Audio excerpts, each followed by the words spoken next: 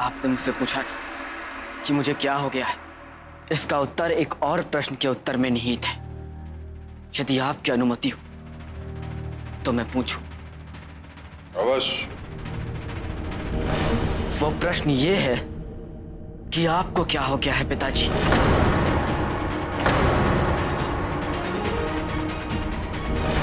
क्या हो गया है उस विश्वास को जो मेरे लिए अटल था? ध्रुपद की मृत्यु के पश्चात जब मेरे समक्ष कोई प्रमाण, कोई साक्ष्य नहीं था, सब मेरे विरुद्ध थे, तो भी आपने मुझे अपनी निर्दोषता प्रमाणित करने का अवसर दिया। उन सम्राट बिंदुसार को क्या हो गया है?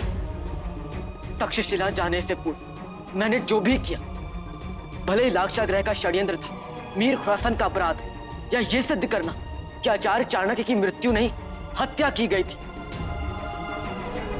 आपने प्रत्येक बार मुझ पर विश्वास किया, प्रत्येक बार। फिर तक्षशिला से लौटने के उपरांत ऐसा क्या हो गया? बताइए पिताजी, ऐसा क्या हो गया जो आप मेरे प्रत्येक कर्म पर संदेह करने लगे? बताइए पिताजी, कहां चला गया वो विश्वास जो आप मुझ पे किया करते थे? ऐसा क्या कर दिया है मैंने पिताजी जो आज मैं आपकी दृष्टि में घृणित हो गया? क्या मेरा अपराध यह है कि मैंने जन साधारण के हित के लिए दास प्रथा का अंत करने का प्रस्ताव रखा? और अपराध है तो क्यों कि मैंने ये निर्णय अपने से लिया? झूठ है ये पिताजी, संपूर्णतः झूठ। तथ्य जानना चाहते? मैंने कभी भी कोई भी निर्णय यह सोचकर नहीं लिया कि मैं क्या सोचता।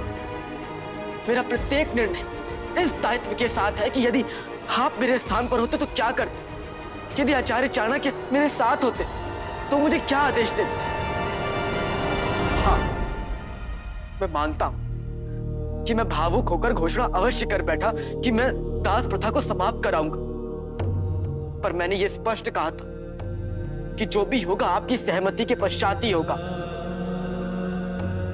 पर उससे पहले स्थिति ही बिगड़ गई। मैंने वो निर्णय अपनी प्रतिष्ठा, अपने मान सम्मान के लिए नहीं लिया था पिताजी। मैंने वो निर्णय लिया तो केवल इसलिए क्योंकि मुझे उसमें प्रजा के हित के लिए वो निर्णय सर्वथा उचित लगा। और जहां तक मैं आपको समझता हूं, प्रजा के हित से अधिक महत्वपूर्ण आपके लिए भी कुछ नहीं है। पर मैंने कल्पना भी नहीं की थी कि मेरी बातों को घुमा फिराकर इस प्रकार आपके सामने प्रस्तुत किया जाएगा जिससे मैं आपकी दृष्टि में घृणित हो जाऊं। चलिए, आप मुझसे क्रोधित थे, मैं मान सकता, पर मां, आप मां की निष्ठा पर संदेह कैसे कर सकते हैं पिताजी? क्या आपको ज्ञात भी है जब आप अस्वस्थ थे तब मैं और मां 20 दिनों तक अपलक आपकी सेवा करते रहे? आपको ये सब कैसे नहीं दिखाई दिया पिताजी? कैसे नहीं दिखाई दिया?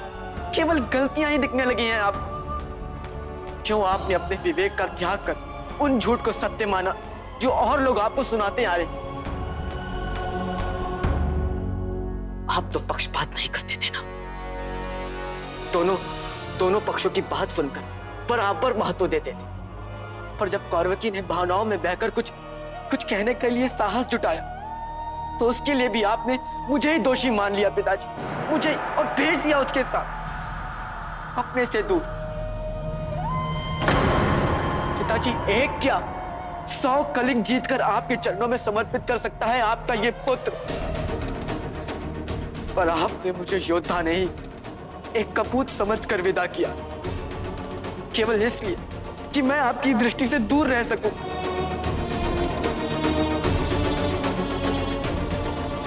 पर फिर भी मैंने वही किया जो मुझसे अपेक्षित था।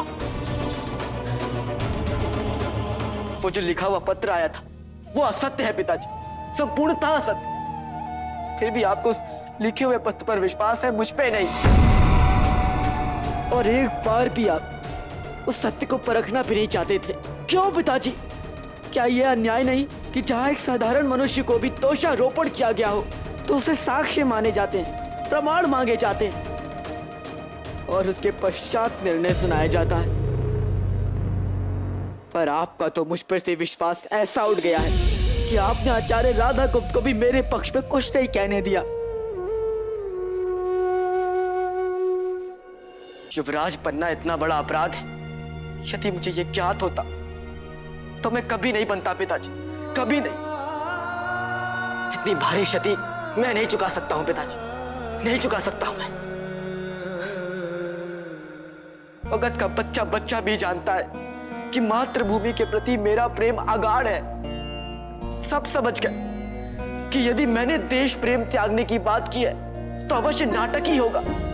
सब समझ गए कि यदि मैं वहां आया हूं तो अवश्य कोई चाल चलूंगा। पर आपको कैसे समझ में नहीं आया पिताजी?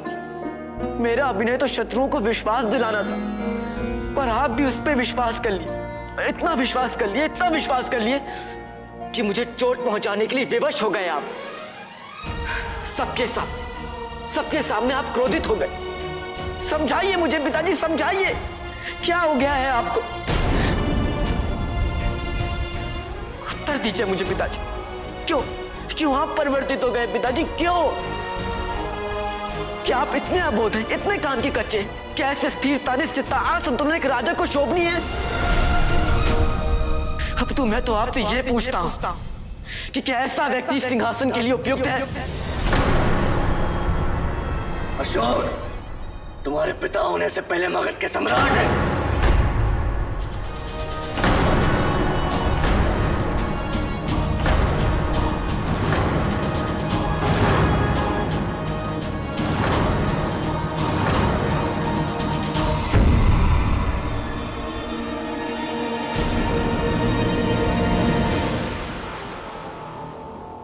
समझाइए मुझे पिताजी, समझाइए, कारण समझाइए मुझे। ऐसा दुर्भाव क्यों है मेरे प्रति? क्या अपराध किया है मैंने? क्या आपके अंदर मेरे प्रति लेश मात्र का भी प्रेम शेष नहीं रहा? बताइए पिताजी। या फिर आप भी महाराज जगन्नाथ और भ्राता सुशीम की भांति आपके भी मंशा में खोट उत्पन्न हो गई है? कहीं आप भी तो नहीं सोचने लग गए ना कि एक राज परिवार में एक दासी पुत्र को युवराज नहीं बनाना चाहिए?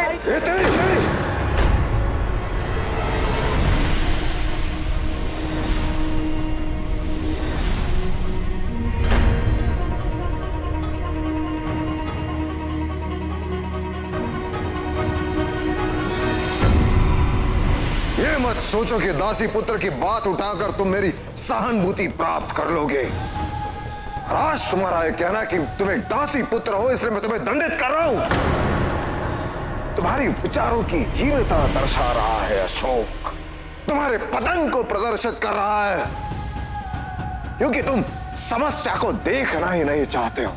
तुम इतने दम्भी हो गए हो कि अपनी गलतियों को स्वीकार ही नहीं करना चाहते हो। तुम पलट कर देखना भी नहीं चाहते कि तुमने किया क्या है। सम्राट, आप अशोक को समझ नहीं। मगध का सम्राट मगध के युवराज से बात कर रहा है, इसमें हस्तक्षेप नहीं।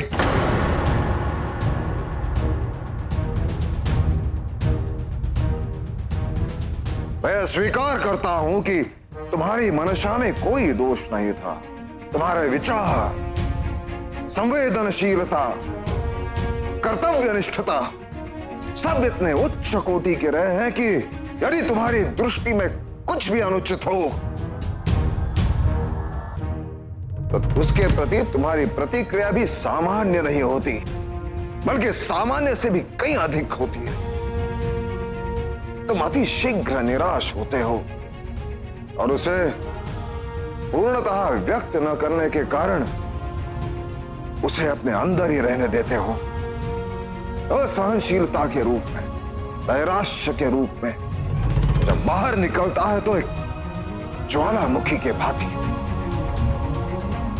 मर्यादा, नियम, शिष्टाचार सबकी सीमाएं तोड़ता, क्योंकि तुम्हारी मनसा में दोष नहीं, इसलिए तुम सोचते हो कि जो भी कर रहे हो तुम उचित कर रहे हो। उसके अतिरिक्त सब अनुचित है, सब अन्यायपूर्ण है। कभी भी तुम आत्मविश्लेषण नहीं करते हो कि मंशा अच्छी होने के पश्चात भी कि तुम्हारे कर्मों का, तुम्हारे निर्णय का परिणाम कितना क्षतिपूर्ण होता है। मानता हूं कि तुम्हारी दास प्रथा समाप्त करने की मंशा अच्छी थी, किंतु उसका मूल्य हमें राजकोष से भरना पड़ा। याद है तुम्हें या नहीं? मगध को हर प्रकार से उस क्षति को सहना पड़ा।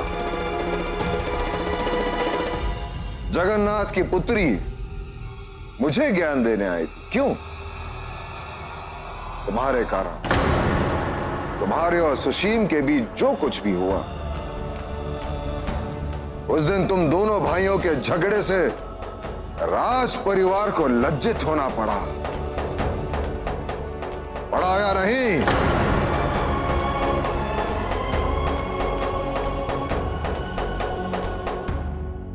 अब तुम मुझे सत्य बताओ अशोक, क्या तुमने महाराज जगन्नाथ पर आक्रमण किया था?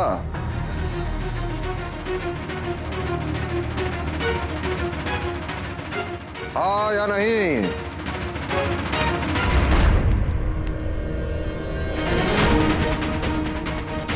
हाँ, किया था, परंतु परंतु नहीं। मैंने स्पष्टीकरण नहीं मांगा।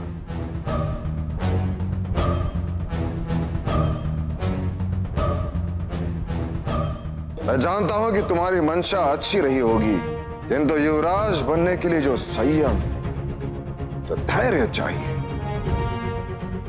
वो तुम में नहीं है अशोक। और अब इस पर मुझे कोई संदेह नहीं। तुम्हें सही होने की इतनी आदत पड़ चुकी है कि जब तुम सही नहीं करते हो, तुम्हें लगता है तुमने सही किया। निरंकुश हो जाते हो तुम, और यही है अहंकार की पहचान।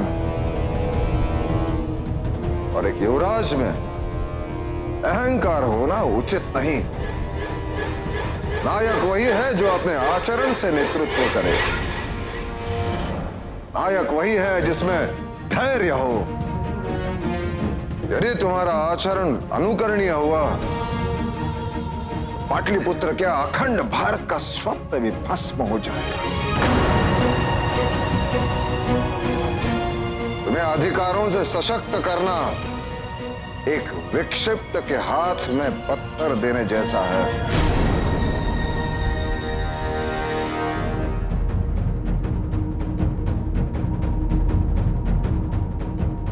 मैं मानता हूं कि मैं तुमसे क्रोधित था, किंतु अब जो मैं निर्णय ले रहा हूं, उससे मेरे क्रोध से कोई संबंध नहीं। अब मैंने सोचा ही कि मैं तुम पर एक उपकार कर दूं, मगध पर एक उपकार करूंगा, तुम्हें युवराज के पद से हटाकर।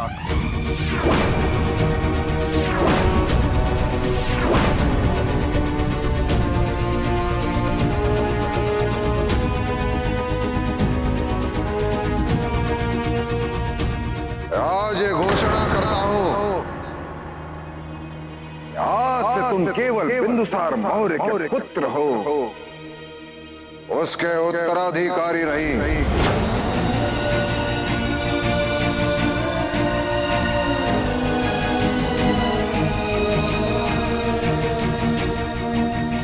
यही नहीं, आज से मैं इस युवराज की स्पर्धा का ही अंत करता हूं।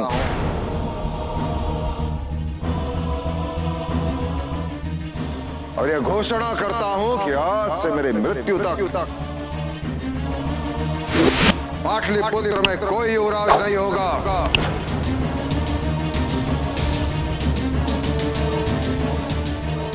न तुम न ये।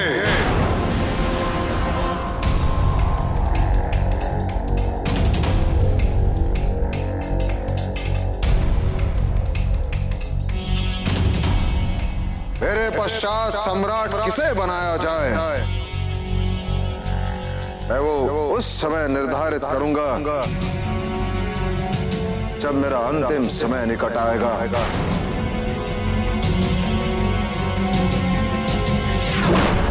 तब तक राज्य के सभी निर्णय मैं लूंगा। दुर्भाग्यपूर्ण है, क्योंकि मेरे पास कोई विकल्प शेष नहीं।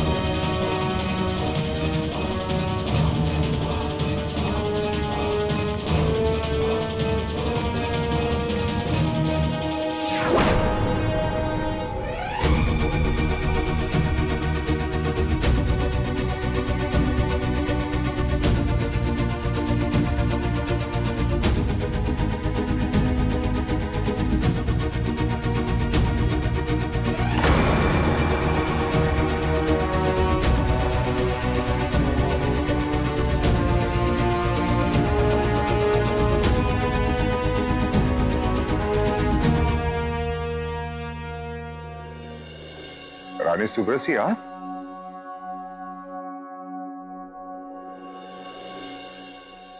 सम्राट, आपसे एक निवेदन है।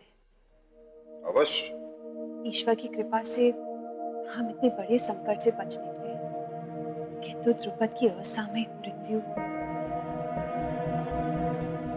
और राजमाता के द्वारा किया गया विश्वासघात, इन सभी कारणों से भवन का वातावरण जैसे शोकपूर्ण हो गया है, जैसे चारों ओर नकारात्मकता व्याप्त हो गई।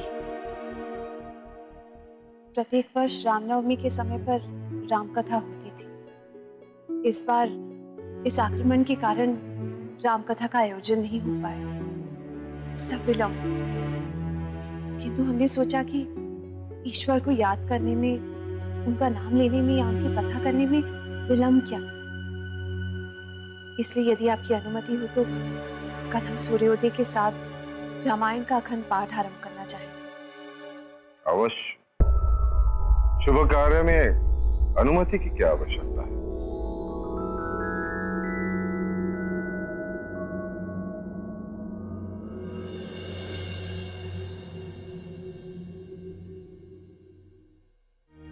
हे ईश्वर, भगत के लिए जो भी हितकारी हो,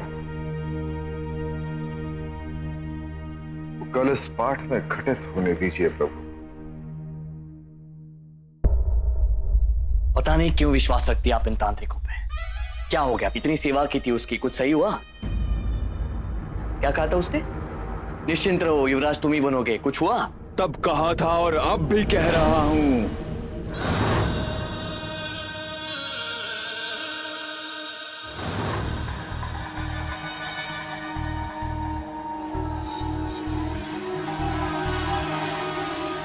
मैं क्या, युवराज कोई नहीं बन पाएगा। पिताजी महाराज का आदेश है और मुझे नहीं लगता वो अपनी बात से पीछे हटे। अधिकांश लोगों की यही समस्या है, कुछ अनपेक्षित हो जाए तो पूरा विश्वास खो बैठते हैं और पीछे हट जाते हैं। जब तू पहली बार आया था तो तुझे ऐसा लगा था तू युवराज बन पाएगा। मुझे मगध का उत्तराधिकारी नियुक्त कर दीजिए। नहीं, क्योंकि मेरे स्थान पर अशोक को युवराज बना दिया गया था। और आज क्या स्थिति है? आज अशोक युवराज नहीं है। मूर्ख! तुझे ये भी नहीं दिख रहा कि इसमें अशोक की पराजय है? हाँ, आप सत्य कह रहे हैं। पराजित बहुत बार हो चुका है, पर हार नहीं मानता ना।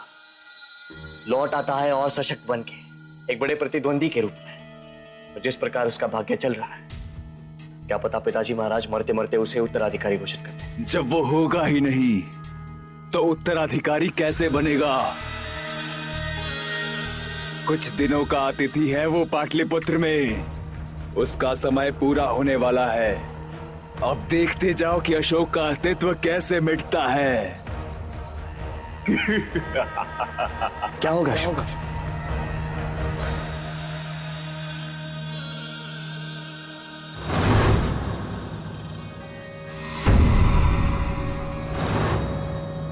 समय उत्तर देगा तेरा, समय उत्तर देगा।